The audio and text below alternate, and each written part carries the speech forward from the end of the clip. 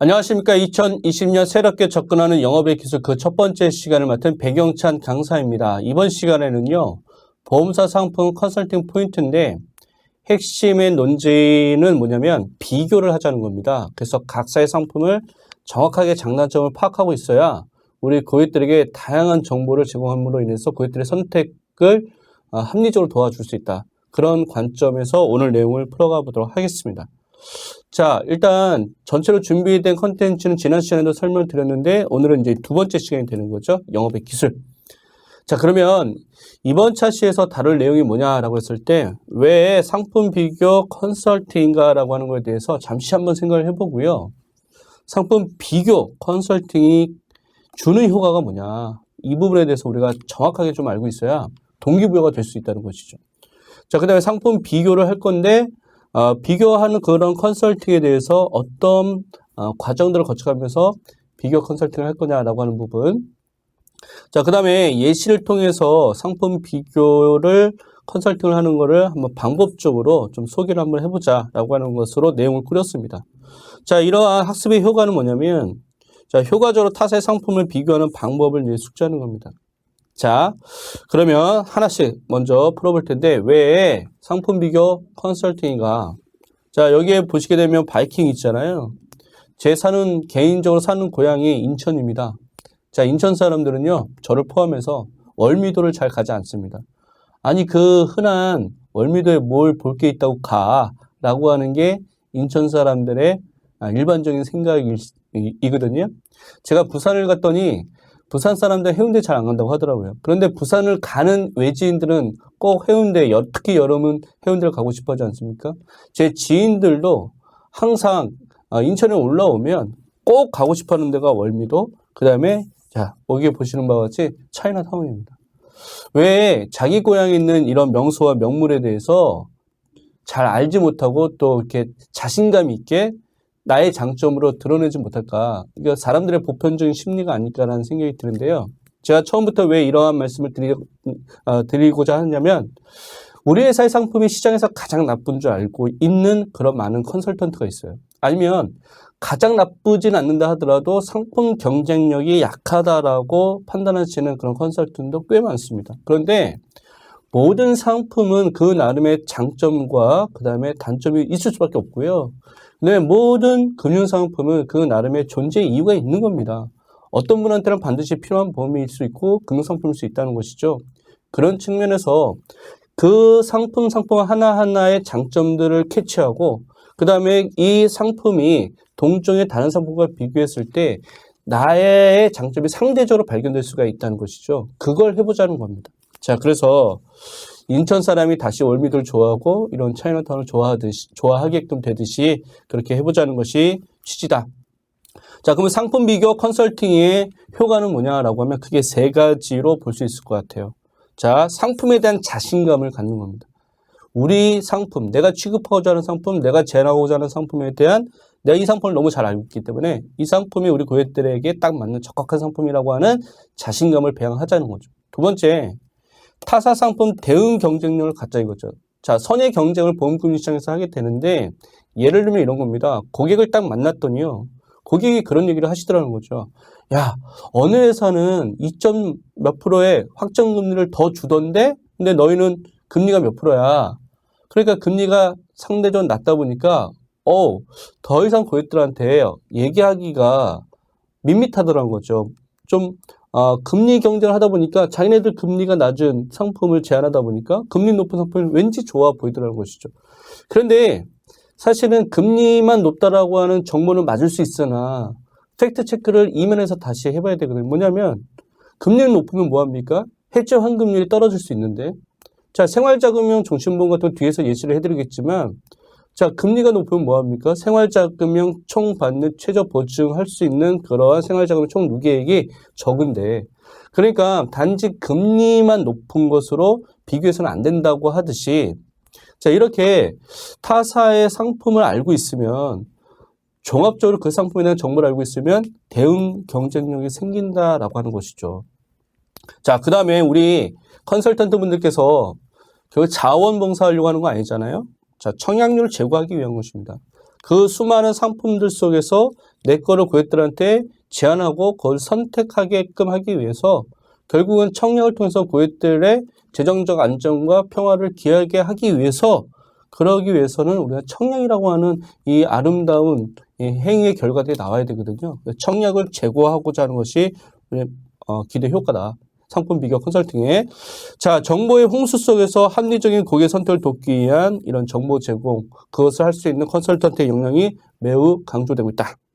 자, 이런 컨설팅의 효과를 숙지를 해보셨으면 좋겠고요. 자, 그렇다고 한다면 상품 비교를 하기 위해서 두 가지 관점이 필요하신데 첫 번째는 뭐냐면 당사의 핵심 장점을 강조해야 되겠죠. 자, 이거는 비교하지 않는 겁니다. 우리 회사에 내가 지금 고객한테 제안하려고 하는 이 상품의 그 상품의 장점을 내가 알고 있어야 된다는 거죠. 자, 그 다음에 두 번째는 뭐냐면 자, 이건 장점이 아닐 것 같았는데 타사랑 동종의 상품과 비교를 하다 보니까 상대적으로 좋더라는 것이죠. 타사 비교 장점을 강조해야 됩니다. 이 두 가지가 강점이 되는 거죠. 내가 취급하는 상품의 강점이 되는 겁니다. 그래서 나를 알고 너를 알면 100점 백승이라고 하는 이러한 견지를 갖고 고객들한테 상품 제안을 해야 된다. 그러기 위해서는 상품을 잘 알아야 되겠죠. 그렇죠? 네. 그런 부분을 강조를 해드리는 겁니다. 자, 그러면 상품 비교 컨설팅 프로세스가 이제 준비가 되어 있는데요. 이건 매우 중요한 내용입니다. 자, 한번 볼게요. 자, 비교를 단순히 그냥 상품 리플렛 자료를 펼쳐놓고 이 회사의 상품이 이렇네, 저 회사의 상품이 이렇네, 이 정도가 아니고요. 그 상품에 갖고 있는 논리까지도 다 파악을 하셔야 되거든요. 자, 일단 1단계에서는 상품의 스펙을 비교해야 됩니다. 객관적인 스펙을 비교해야 되는 거죠. 금리, 보험료 수준, 그 다음에 해지 환급률 추이, 이런 것들을 비교를 하셔야 되죠. 자, 두 번째 단계에서는요, 상품 팩트 체크를 해야 됩니다. 자, 여기 밑에 보게 되면 잘못된 혹은 부정확한 정보에 대한 교정이 필요하다는 거예요. 자, 우리 고객들은요, 자기가 듣고자 하는 정보만 취할 개연성이 큽니다. 또 컨설턴트 입장에서도요, 자기가 이 상품을 잘 판매하기 위한 정보만을 제공할 개연성이 클 수가 있어요. 그런데 상대 어떤 컨설턴트와 경쟁하는 단계에 있어서 일방적인 정보만 흘러가다 보니까 고객의 판단도 쉽지 않을 수 있지만 그 상대의 진영의 컨설턴트가 충분한 선택지로서 고객들한테 도움을 줄 수 있는 기회들이 박탈당할 수 있다는 것이죠. 자, 아까도 예를 들었던 것처럼 어느 한 회사의 상품이 금리가 높다고 하던데 근데 금리 높은 거를 체크를 해봐야 되는 거예요. 근데 실제 높아. 근데 높은데 그 높은 걸로만 끝나지 않고 자, 그러면 예를 들어서 저해지 상품의 가장 중요한 컨셉은 뭡니까? 자, 어느 회사나 납입기간 안에서 보험료가 저렴하고 해지 환급률이 떨어지는 거 다 똑같거든요. 근데 완납되는 시점에서 보험료 완납하는 시점에서 어느 회사의 환급률이 더 높냐라고 하는 그 기준점을 세웠다면 그거는 체크를 해봐야 된다는 거죠. 그래서 상품의 팩트 체크를 해봐야 된다. 그 다음에 자, 팩트 체크만 하면 또 뭐합니까? 그래서 이것을 세련되게 고객들에게 화법적으로 풀어내야 되는 거죠. 결국 우리는 컨설팅을 하는 것이니까. 그래서 제안 솔루션, 즉 상품에 대한 목적 적합한 제안을 하기 위한 화법들을 잘 풀어내자. 그래서 이 세 단계로 가면서 상품 비교 컨설팅을 하는 것이다. 자, 다시 한번 강조를 하자면 동종의 상품의 스펙을 비교하고 컨설팅 내용된 그 컨설팅 된 내용들에 대한 팩트 체크는 매우 필수적이다. 예, 요것을 강조를 해드립니다. 자, 그러면 예시를 통해서 상품 비교를 어떻게 하는 거냐라고 하는 것을 좀 다뤄보도록 하겠습니다. 자, 예를 들면 지금 이 상품을 비교하려고 하는 건 어떤 상품이냐? 생활자금형, 즉 사망보험 선지급형 종신보험에 대해서 타사의 상품과 비교했을 때 우리 회사의 상품이 더 좋은 게 있을까? 어떤 게 더 장점일까? 라고 하면 자, 저라면 이렇게 하겠다는 것이죠. 일단 동일 조건에서 보험료 수준을 비교를 해봐야 되겠죠. 어느 회사 보험료가 더 저렴한가? 어차피 주계약 1억을 예시를 했을 때 40세 남성이라고 이렇게 비교를 해보면 사망하면 사망보험 1억 주는 건 똑같잖아요. 근데 그 사망보험 1억 주는 데 있어서 어느 회사가 보험료가 쌀 거냐는 중요한 기준점이 될 수 있죠. 비교 기준점이 될 수 있답니다. 자, 그 다음에 상품의 유연성을 한번 따져볼 수 있다는 것이죠. 자, 똑같은 상품이어도 중도 인출의 기능이 어떻게 돼 있고 추가 납입의 기능이 어떻게 돼 있느냐. 자, 예를 들면 어느 회사는 의무 납입 기간이 지나고 나서 추가 납입이 되고 어느 회사는 보험 가입 후 1개월 이후서부터 추가 납입이 되는 게 있더라는 거예요. 그러면 이게 어떤 게 더 좋은 거냐라고는 단선적으로 우리가 따질 수 있는 건 아니지만 고객의 어떤 필요에 딱 봤을 때 고객은 더 추가적으로 빨리 납입하는 걸 선호할 수 있잖아요. 그러면 가입 후 1개월 후에 추가 납입하는 이런 상품의 유연성들이 더 고객들한테 적확하게 다가갈 수 있다는 거죠. 유용하게 다가갈 수 있다는 것이죠. 자, 그 다음에 지금 예시가 생활자금형 이런 종신보험의 예를 든다면 결과적으로 제일 중요한 게 뭐예요? 예, 생애 설계 자금을 어떻게 많이 받느냐. 이게 가장 중요한 관점 아니겠습니까? 그럼 규모 체크를 해봐야죠. 예. 자, 그 다음에 각종 보너스의 활용이라고 하는데, 자, 이런 생활자금형 사망보험 선지급형 종신보험 같은 경우, 뭐, 예를 든 겁니다만, 이제 각종 보너스가 발생합니다. 근데 이 보너스 발생하는 종류도 회사마다 다르고, 그 다음에 이 보너스가 발생하면 적립금에 더해줄 거냐, 사망보험의 증액으로 갈 거냐, 아니면 보험료 할인에 기여를 해줄 거냐, 또 이렇게 회사마다 각각의 컨셉이 좀 다르다는 거. 자, 그래서 저는 만약에 생활자금형 종신보험을 고객한테 제안하고 싶어요. 그 앞단에 니즈환기를 하는 거죠. 저금리 상황에서는 현금흐름의 가치가 매우 중요해졌다. 이렇게 앞에서 니즈환기로 잘 판을 깔고요. 그리고 나서 제가 제안해드린 이 상품이 다른 동종의 상품에 비해서 이런 거가 더 비교 위주로 장점입니다. 자, 그럼 비교가 돼 있어야죠. 그 비교된 정보가 내 머릿속, 컨설턴트의 머릿속에 있어야 된다는 것입니다. 자, 그래서 중요한 건 이 장에서의 논점은 각 상품별 비교 기준을 컨설턴트가 세워야 된다. 저해지면 또 저해지 나름의 비교 기준을 세워야 됩니다. 환급률이면 환급률. 자, 이런 식으로. 자, 그래서 실제 한번 사례를 한번 보도록 할게요. 자, A사와 B사의 생활자금형 이런 선지급형 보험 상품인데, 자, 그 많은 스펙 중에 스펙을 일단 확인하셔야 되죠? 근데 예를 들어서 이런 스펙을 한번 확인해 보겠습니다. 여기 보너스가 있네요. 자, B사 어느 회사는 지금 보너스가 전혀 없어요. 장기 유지 보너스, 여기 옆에 보시게 되면 생활자금 보너스, 납입 보너스, 고액계약 유지 보너스, 펀드 장기 유지 보너스, 이런 게 전혀 없습니다. 없는 회사가 있어요. 근데 있는 회사 있다는 거죠. 그러면 있는 회사는 이거 갖고 어떻게 하느냐? 보너스니까 뭔가 더 준다는 거 아니겠습니까? 그러니까 이걸 더 주는 거를 적립을 시키고 있다. 그러면 예상이 되지 않을까요? 뭐가 예상되느냐? 총 적립액이 더 커지지 않겠느냐. 그런데 생활자금형 종신보험 혹은 이런 보험 상품이다 보니까 생활자금의 총 누계액이 더 클 수 있지 않을까라고 하는 추측도 해볼 수가 있다는 것이죠. 그래서 이렇게 상품의 스펙을 비교해 보면 좀 차이가 있다. 자, 여기 추가 납입도 한번 볼게요. 2년 의무 납입 이후에 추가 납입이 가능한데, 자, B사 같은 경우는 가입 후 추가 납입도 가능하다고 되어 있어요. 똑같은 추가 납입이지만 이렇게 회사마다 차이가 있다라는 것이죠. 자, 중도 인출도 마찬가지입니다.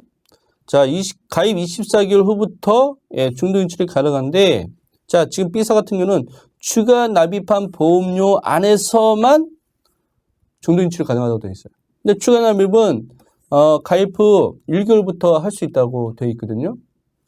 자, 그러면 이렇게 중도 인출도 같은 중도 인출 기능이지만 상호 다르죠? 추가 납입도 상호 다르다. 이렇게 스펙을 비교하셔야 된다. 일단 스펙 비교에 대한 예시를 한번 보여드렸습니다. 자, 이번엔 팩트 체크를 한다. 팩트 체크. 자, 그러면 아까 보험료 수준을 체크를 해야 되고, 총 납입되는 보험료 총량도 체크를 해야 되고, 그 다음에 생활자금의 총 누계액도, 최저 보증하는 그런 생활자금의 누계액도 확인을 해야 되고, 자, 금리도 확인해야 되고 해야 됩니다. 자, 예를 들어서 A사 있고, B사 있고, C사 있고, D사가 있는데, 자, 변액보험 중심으로 제가 비교를 한 거예요. 자, 마이너스 1%의 투자 수익률일 때 우리 예시되어 있는 거를 보면 생활자금의 생활자금의 총 누계액이 어느 회사는 마이너스 1% 기준입니다. 6,840만 원. 어느 회사는 6,755만 원. 자, 그다음에 어느 회사는 7,010만 원. 어느 회사는 7,686만 원입니다. 자, 그런데 보세요. 다른 거 다 고려하지 않고 일단 금액 제일 큰 것만 따지게 되면 어느 회사가 가장 좋습니까? 오케이. 이 회사가 요거는 탁월하죠. 그죠? 자, 그런데 보험료 수준 한번 보도록 하겠습니다. 자, A사가 6840만 원을 받는데 6,840만 원을 받는데 39만 8천 원의 보험료를 내고 있고요. B사 42만 4천 원. C사 보도록 하겠습니다. 자, 비교적 A사는 B사에 비해서 생활자금에 대한 총 누계액이 많은데 보험료도 비싸잖아요. 자, 그 다음에 D사 보겠습니다. 41만 9,800원. 자, 그러면 직관적으로 보셨을 때 가성비 측면에서 보험료 대비 생활자금의 총 누계액. 자, 시장 상황이 안 좋았을 때 상황에서 가정했을 때 경쟁력이 있는 상품은 어떤 겁니까? 역시 D사가 될 수가 있겠네요. 그죠? 자, 그 다음에 예정이율 금리 마케팅을 현장에서 많이 하신단 말이에요. 금리만 봤을 때 이 회사가 좋습니다. 자, 그런데 이 회사 볼게요. 낮아요. 이 회사는 더 낮습니다. 그 다음에 이 회사 2.75예요. 자, 금리 딴 거 안 보고 금리만 보면 이 회사를 선택해야 되는 게 맞겠죠. 그죠? 자, 그런데 상품을 선택한다는 것은 종합적으로 보셔야 됩니다. 자, 그런데 지금 C사가 제가 C사를 폄하하려고 하는 건 아니지만 C사의 상품이 나빠 보이잖아요. 아니에요. 보험료 비싸죠?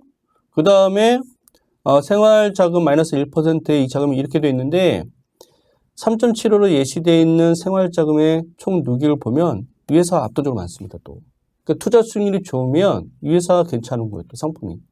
그래서 이런 것들을 종합적으로 팩트 체크를 해보셔야 된다. 다만 저는 보수적으로 마이너스 1%일 때의 상황에서 어느 회사의 상품이 가성비적 측면에서 좋을 수 있느냐라고 하는 걸 체크를 해본다는 거죠.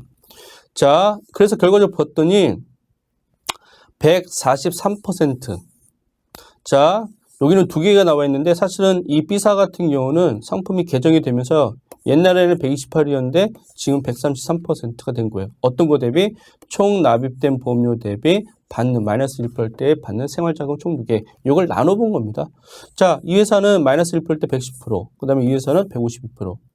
자, 그럼 저는 종합적으로 가성비 측면을 따진다면 어느 쪽에 기울 수밖에 없다라는 생각이 드는 거죠. 보수적으로 접근할 때. 그러나 공격적으로 접근할 때 또 C사도 될 수 있고요.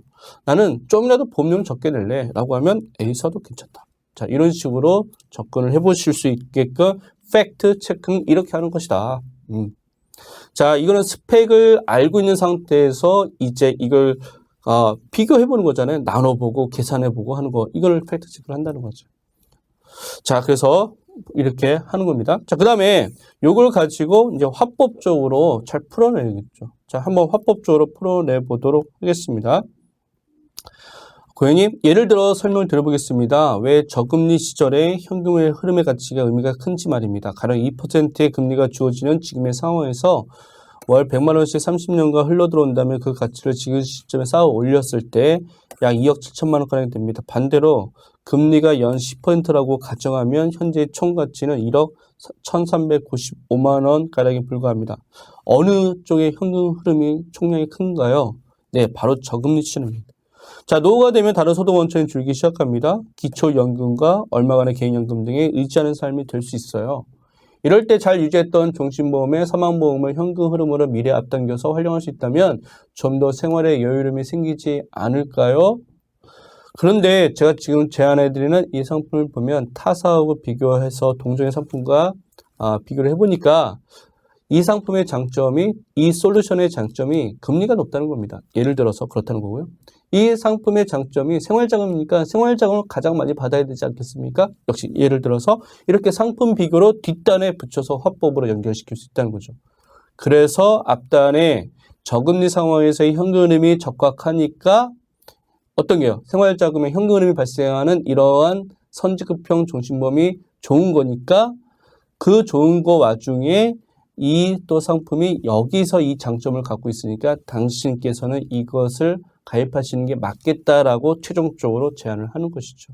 그래서 이것이 고객님의 노후의 현금 흐름을 맞추기 위한 안성맞춤 상품입니다. 라고 고객님한테 적극적으로 클로징을 할 수가 있다는 거죠. 자, 여기에 뭐가 빠져있죠? 좀 지면의 한계상 제가 상품 비교에 대한 일일이 열거한 장점들은 빼놨는데요. 앞에 이지환기가 됐으면 여기서는 반드시 뭐가 들어가야 된다? 예, 상품 비교 들어가야 된다. 예전에도 제가 어떤 콘텐츠를 소개하면서 이런 예를 들었던 적이 있었거든요. 제가 어린이 보험을 자녀 때문에 가입을 하려고 소개를 통해서 컨설턴트 한 분을 만났어요. 근데 그 컨설턴트가 어린이 보험을요, 타사의 어린이보험 상품을 다 숙지하고 있더라고요. 자, 예를 들면 뭐 어느 회사의 이 상품의 장점은 뭔가요? 쭉 나옵니다. 그 다음에 손보사의 어떤 회사에 그 유행한다고 하는 그 어린이보험 장점과 단점, 아쉬운 점이 뭔가요? 쫙 나옵니다. 뭘 물어봐도요. 어린이보험 하나만큼은 정말 제대로 된 비교 팩트를 하고 있더라고요. 이게 수년 전에 그분을 만났었는데 그분이 그렇게 하고 있더라고요. 근데 저는 대단한 좋은 인상을 받았거든요. 아, 상품 전문가구나. 그러니까 사실은 저조차도 그 어린이보험에 대한 그 세세한 약관적 내용, 상품적 내용들을 디테일하게 체크하지 못하지 않습니까? 제가 그 분야가 전문 분야가 아니니까. 그러니까 사실은 고객 입장에서는 어떻게 보면 검증할 수 있는 역량은 없는 거예요. 물론 이제 그분이 말도 안 되는 잘못된 정보를 저한테 흘렸다고 생각 안 하거든요. 그러니까 고객이 잘 모른다고 해서 막 떠벌리는 건 아니지만 그분은 고객이 뭔가 물어봤을 때에 많은 그런 내용들을 정리가 돼 있더라고요. 그 정리된 게 비교하면서 정리가 돼 있더라고요. 그래서 버튼만 누르면 바로 그냥 뭐 물건이 나오듯이 상품에 대해서 최소 어린이보험만큼은 아니까 나중에 누가 친구가 자녀를 낳으면 그 컨설턴트를 소개시켜주고 싶은 자발적인 욕구가 저한테 생기더라고요. 전문가니까. 그래서 신뢰가 형성이 되더라. 결국 가입했습니다. 왜냐면 믿음이 가잖아요. 그래서 상품 전문가라고 하는 것은 비교 컨셉으로 갖고 있는 역량이어야 된다라는 것을 저는 강조를 해드리고 싶습니다. 그래서 앞으로 우리의 컨설팅의 방향에서 새로운 기술 적용한다는 것은 상품에 대한 단순히 리플렛 자료의 비교 수준이 아니라 약관적, 그 다음에 상품의 상품 설명서에 나와 있는 아주 디테일한 그러한 흐름, 내용들까지 숙지하고 있어야 된다. 그걸 알게 되면요, 이 상품의 컨셉과 논리가 보여지더라고요. 그래서 그것을 강조해드립니다. 네, 그래서 이번 시간 이렇게 내용을 한번 마무리를 짓고요. 다음 시간에 컨텐츠를 소개를 해드릴 텐데, 자, 다음 시간에는요, 역시 새롭게 접근하는 영업의 기술이라고 해서 두 번째 시간으로서, 큰 타이틀은 똑같습니다. 보장성 보험 업셀링 컨설팅인데, 자, 이번 시간에는 비교 방법론을 통해서, 보장성 보험 업셀링하는 그런, 내용들 다뤄봤다고 한다면, 이번 시간에, 이제 다음 시간에 할 것은 좀 다른 방법론이다. 다른 방법이 뭐가 적용될 거냐라는 것은 기대해 보셔도 되겠다 말씀을 드리면서 이번 차시의 전체 내용들을 끝내보도록 하겠습니다. 이상 수고하셨습니다. 감사합니다.